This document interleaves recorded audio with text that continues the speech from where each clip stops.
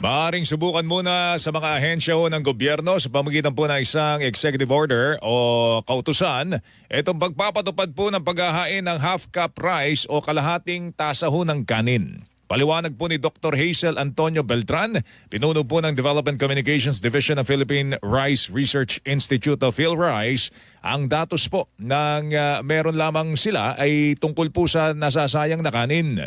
Doon po sa mga kabahayan, sa mga bahay, household. Kung maipapatupad ang pagkain po ng half-cup rice sa mga ahensya ng gobyerno, pagbabatayan po nila ang magiging resulta po rito bago ipatupad sa pangkalahatan. Yung discussion po, napunta siya na gawin muna siya sa government offices para makakuha tayo ng data kung ano yung magiging effect niya. Tapos kapag nakita natin na solid yung or significant yung maging impact niya sa wastage sa food establishments, and then that's the time that we can use it para po magawa na natin talaga yung national bill. Tinig po ni Dr. Hazel Antonio Beltran, Development Communications Division Head